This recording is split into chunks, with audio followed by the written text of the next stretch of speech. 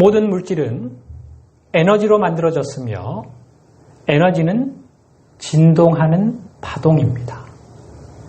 우리가 단단하고 쉽게 변하지 않는 물질이라 여기던 것이 사실은 에너지 파동이며 이러한 에너지 파동은 어떤 고정된 형태나 모형에 갇힐 수 있는데, 포획될 수 있는데, 그렇게 형태에 갇힌 에너지가 바로 물체라는 겁니다. 여기서 주목할 점은 에너지의 주요한 특징이 무한한 가변성이라는 사실입니다. 즉, 에너지는 무한히 변할 수 있는 것입니다. 모든 에너지 파동은 그 에너지의 진동수를 변화시킴으로써 다른 에너지 파동으로 바뀔 수 있습니다. 이 말은 마음과 물질 사이의 장벽이 허물어졌음을 뜻합니다. 물질은 에너지의 파동으로 만들어졌으며 비물질인 마음, 정신, 의식과 같은 영역 역시 마찬가지입니다. 물질, 비물질 모두 에너지 파동으로 이루어져 있다는 겁니다. 다만 둘의 차이는 에너지의 진동수가 높고 낮음의 차이밖에 없다는 것입니다. 아인슈타인의 새로운 발견 이후 물리학자들은 원자의 내부 세계를 연구하기 시작합니다. 양자역학이라 불리는 과학의 새로운 분야가 개척되기 시작한 것입니다. 양자역학은 미시세계의 현상을 탐구하는 현대 물리학의 한 분야를 말합니다. 양자는 더 이상 나눌 수 없는 에너지의 최소 단위를 말합니다. 이런 세계를, 원자보다 더 작은 세계를 연구하는 그런 분야가 양자역학이라는 거죠. 양자역학을 통해서 그동안 베일에 가려져 있던 놀라운 우주의 비밀 하나가 밝혀지게 되는데, 그것은 인간의 마음, 의식이 물질을 지배할 수 있다는 사실입니다. 기존의 세계관을 완전히 뒤엎는 새로운 진실이 밝혀졌습니다. 양자역학의 토대가 되는 사실 중 하나는 실험하는 사람이 양자, 입자 실험의 결과를 예측할 수 없다는 것입니다. 과학자들은 외부 조건을 동일하게 해서 반복해서 실험을 실시했는데 이상하게 매번 결과가 달라지는 것을 발견하게 됩니다. 조건이 동일한데 왜 실험 결과가 달라질 수 있을까요? 실험 결과를 도저히 예측할 수 없게 된 것입니다. 원인이 뭘까요? 물리학자들이 입자가속기라는 장치를 사용해서 아원자 입자를 연구하는데 이들이 실험을 통해 얻은 결과가 아원자 입자가 관찰자, 즉 실험자의 마음으로부터 독립되어 있지 않다는 것이었습니다. 무슨 말인가? 관찰자의 마음이, 실험자의 마음이 아원자 입자에 연결되어 있다는 것입니다. 마음이 아원자 입자에 영향을 미치더라는 것입니다. 실험자의 마음 상태에 따라 실험 결과가 달라지더라는 것입니다. 다른 조건은 동일한데 마음이 실험 결과를 바꿔버리는 겁니다. 이것은 뭘 말해주고 있습니까? 사람의 마음, 의식이 아원자 입자들과 상호 작용하고 있다는 사실을 말해주지요. 인간의 의식에 의해서 아원자 입자가 물질이 변화될 수 있다는 사실을 밝혀낸 것입니다. 우리 의식이 우주의 기본 진료인 아원자 입자들과 연결되어 있다는 것, 아원자 입자들이 의식으로부터 독립해서 존재할 수 없다는 사실에서 우리는 태초에 이 우주를 구성하는 물질이 처음 생겨날 때 어떤 의식이 그것과 함께 존재했다는 사실을 추론할 수 있겠지요. 한 걸음 더 나아가 거대한 의식으로부터 아원자 입자들, 곧 물질이 생겨났다는 사실까지 추론할 수 있겠지요. 우주를 구성하는 물질인 아원자 입자들이 의식으로부터 독립해서 존재할 수 없다면, 즉 의식 없이 존재할 수 없다면 의식이 먼저 존재했고 거기서 아원자 입자들이 나온 것 아니겠습니까? 따라서 물질 세계를 있게 한 근원, 만물의 제1원인은 의식이라는 것입니다.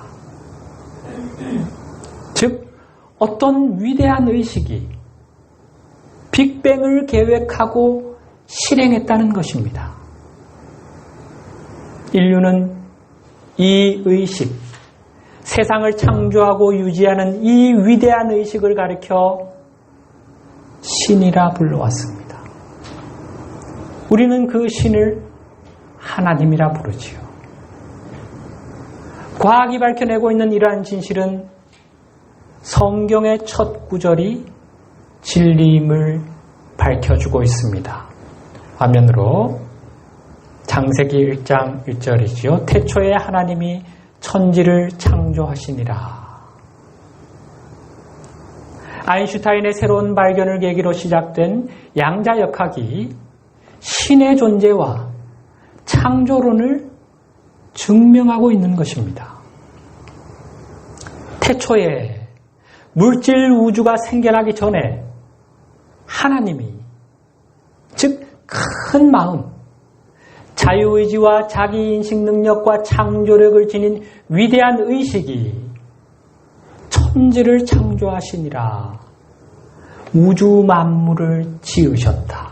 물질 세계를 창조하셨다.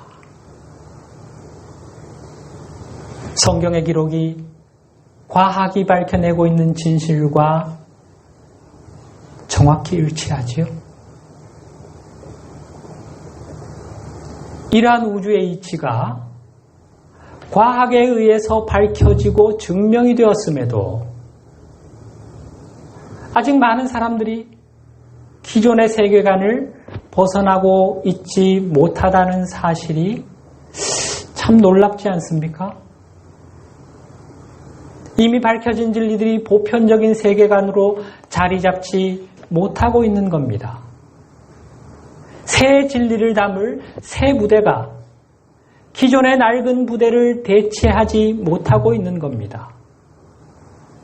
그것은 세상의 어둠의 세력들, 어둠의 세상 주관자들과 악의 세력들이 이 진리의 확산을 더디게 하고 있기 때문입니다. 진리의 진실에 눈을 뜨는 사람들이 많아질수록 이 지구에서 그들의 입지가 좁아지기에 필사적으로 저항하고 있는 겁니다. 이 존재들에 관해서는 차차 자세하게 배우게 될 겁니다. 앞서 우리는 인간 존재의 핵심이 의식임을 살펴보았지요. 자유의지, 자기인식 능력, 창조력을 모두 지닌 가장 높은 수준의 의식이라 했습니다. 하나님을 거대한 의식으로 표현한다면 우리는 그 의식의 확장, 그 의식의 표현들, 그 의식의 한 부분이라고 할 수 있습니다. 하나님의 본질적인 속성을 그대로 물려받은 존재들이니까요. 이 말은 우리에게도 창조력이 있다는 뜻이 되지요. 우리의 의식이 이 물질 세계를, 우리를 둘러싼 환경을 변화시킬 수 있다는 의미가 됩니다. 그런데 오늘날 인류는 이러한 우리의 잠재력을 얼마나 이해하고 있지요? 우리가 위대한 의식인 창조주의 자녀라는 사실, 창조주로부터 이 물질 세계에 대한 통치권을 위임받은 존재라는 사실, 얼마나 인식하고 있습니까? 호랑이로 태어났음에도 스스로 고양이라는 착각에 빠져서 쓰레기 더미에서 먹이를 찾고 바스락거리는 소리에도 주랭랑을 치는 두려움 기반의 삶을 끝도 없이 반복하고 있는 것이 우리의 모습 아닙니까? 오늘을 살아가는 지구인들의 일반적인 세계관이 어떠합니까? 과학이 비밀의 베일을 걷어젖히고 우주의 놀라운 신비들을 하나씩 밝혀내고 있건만 우리는 여전히 낡은 세계관에 집착하고 있습니다. 우리의 세계관은 중세시대 종교적 신념들, 물질주의적 관념들, 육체적 감각에 의존한 생각들에 기반을 두고 있습니다. 그릇된 관념들에 사로잡혀 거기서 빠져나오지를 못하고 있는 겁니다. 과학이 발견한 새로운 진리들을 받아들이지 못하고 있는 겁니다. 악한 영체들과 어둠의 세력들이 파놓은 함정이 너무나 깊어서 거기서 헤어나지를 못하고 있는 겁니다. 그럼에도 자신이 이런 상태에 놓여 있다는 사실 자체를 알지 못하니 참으로 안타까운 노릇이 아닐 수 없지요.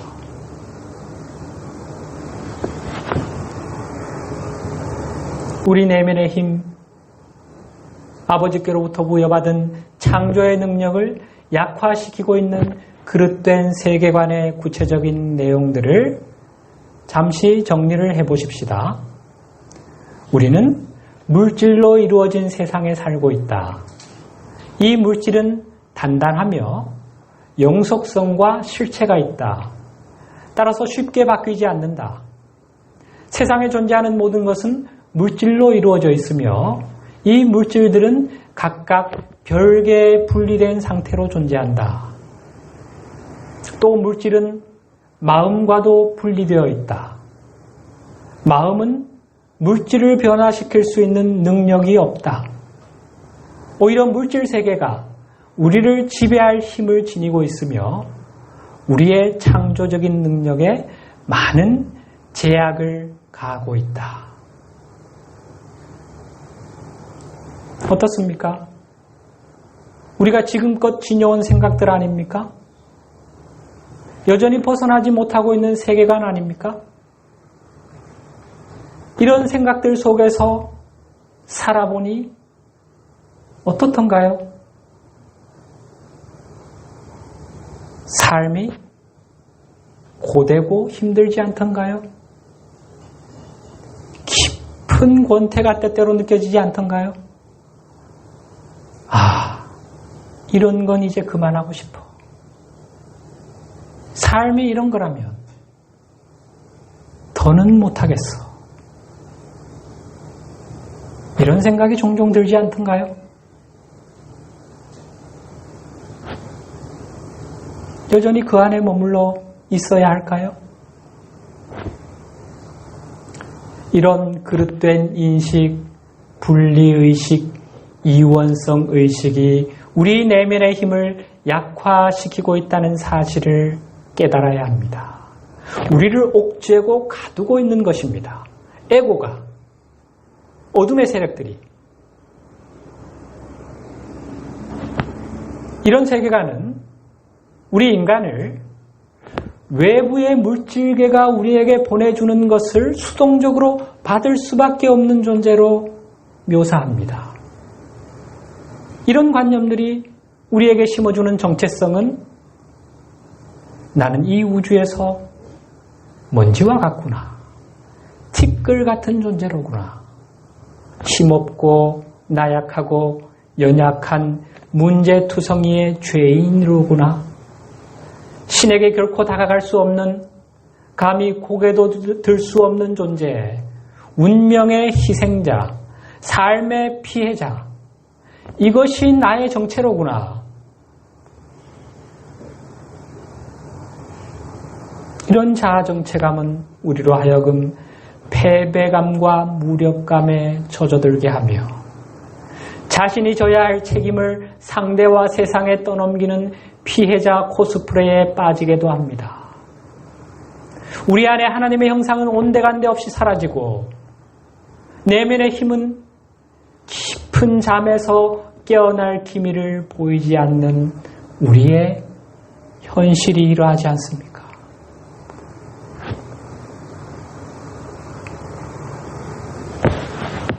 눌려있는 우리 내면의 힘을 깨우기 위해서 우리가 가장 먼저 해야 할 것은 이 낡은 세계관을 청산하는 것입니다. 오늘날 과학은 우리가 여전히 고수하고 있는 낡은 세계관이 더 이상 유효하지 않음을 밝혀주고 있습니다. 그것은 거짓이었음을, 허상이었음을 밝혀낸 것입니다. 과학이 밝혀낸 진실들 정리를 하자면 우리는 물질이 아닌 에너지로 이루어진 세상에 살고 있다. 에너지는 진동이로 그 특성은 매우 바뀌기 쉽다는 것이다. 우리가 물질이라고 부르는 것은 어떤 고정된 형태, 모형에 갇혀있는 에너지 파동에 불과하다. 따라서 물질 역시 파동이며 쉽게 바뀔 수 있다. 사실 분리된 별개의 물체란 없다. 거시적인 관점에서 볼 때만 모든 것이 분리된 것처럼 보이지만 미시적 관점에서 보면 모든 것이 연결되어 있다. 양자 수준에서는 물질과 마음이 서로 연결되어 있다. 따라서 우리 마음, 우리 의식은 양자를 변화시킬 수 있고 물질은 양자 진료로 구성되어 있기에 우리 의식은 물질을 변화시킬 수 있다. 이것이 현대과학에 의해 밝혀진 진실입니다.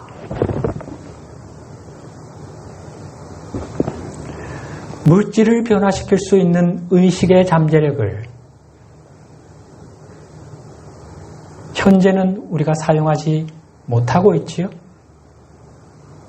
하지만 그릇된 인식에 눌려있는 우리의 잠재력을 깨운다면 이런 능력을 사용하게 될 겁니다. 예수님께서 그 시범을 보여주지 않으셨습니까? 우리가 양자 세계를 몰랐기에 물질계에 우리를 지배할 힘을 넘겨주었을 뿐 실은 물질계가 우리 마음을 지배할 힘은 없습니다. 그 반대인 거지요. 창세기 1장 28절 말씀, 하나님이 그들에게 복을 주시며 하나님이 그들에게 이르시되 생육하고 번성하여 땅에 충만하라. 땅을 정복하라. 바다의 물고기와 하늘의 새와 땅에 움직이는 모든 생물을 다스리라 하시니라. 우리는 물질의 지배를 받는 존재가 아니라 창조주로부터 물질 세계를 다스리는 통치권을 부여받은 존귀한 하나님의 자녀라는 것이 오늘날 과학을 통해 입증이 된 셈입니다.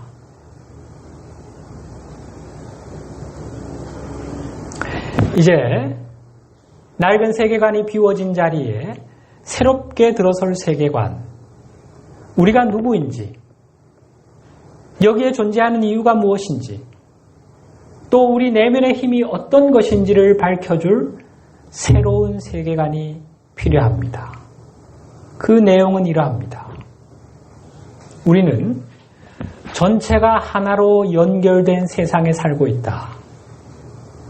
에너지로 만들어진 더 큰 연속체의 일부가 바로 우리가 사는 세상입니다. 우리가 물질 세계라 부르는 이 거시적인 세계는 물질이 아닌 에너지로 이루어져 있습니다. 모든 것이 에너지이기에 우주 밖에서 우주를 내려다보면 거대한 에너지 덩어리 하나가 존재할 뿐입니다. 그런데 어떻게 이렇게 다채로울 수가 있나? 에너지는 어떠한 형태의 진동이며 진동에도 많은 수준이 있지요. 우리가 물질이라 부르는 것은 진동수가 낮은 물질 에너지입니다. 따라서 진동수가 높은 순수 에너지, 눈에 보이지 않는 순수 에너지의 진동수가 감소하면 가시적인 물질 에너지가 되고 이것은 틀에 갇힐 수 있게 됩니다.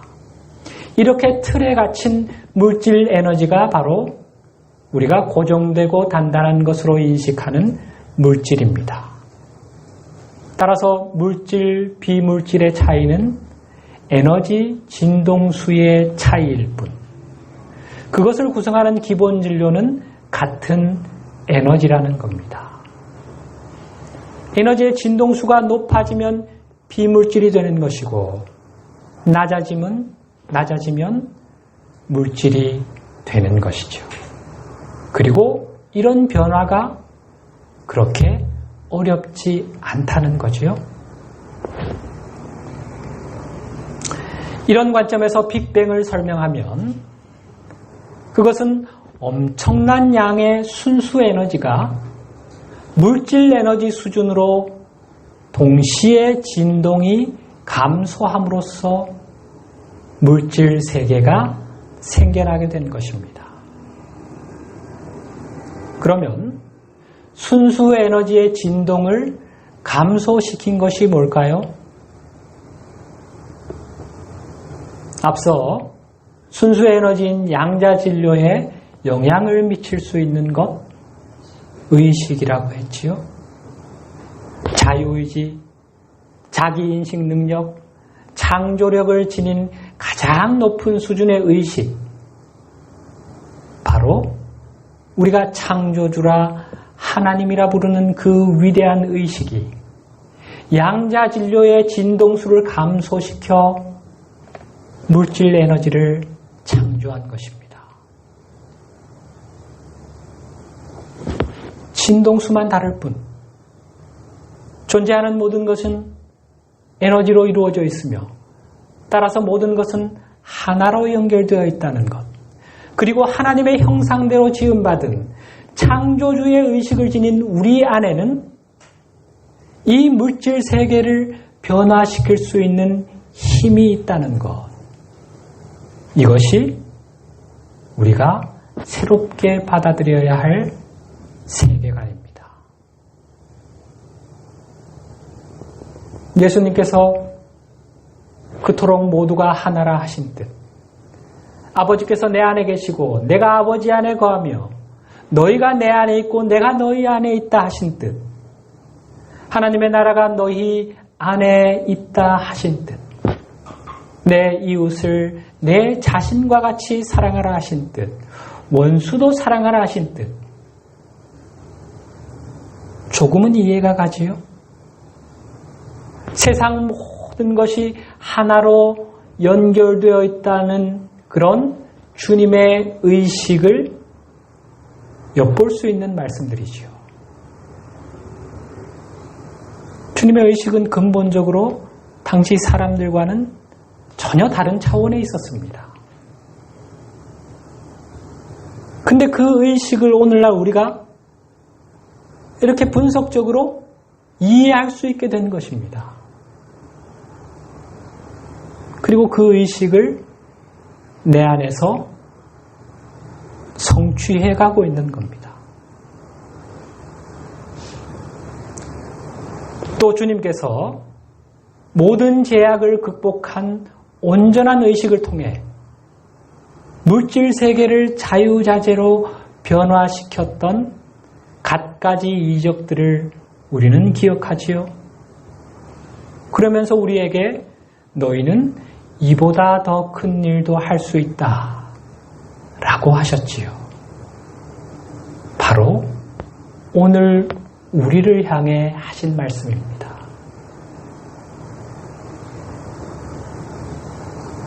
기존의 낡은 이원성 의식의 세계관을 과감히 벗어 던져야 합니다.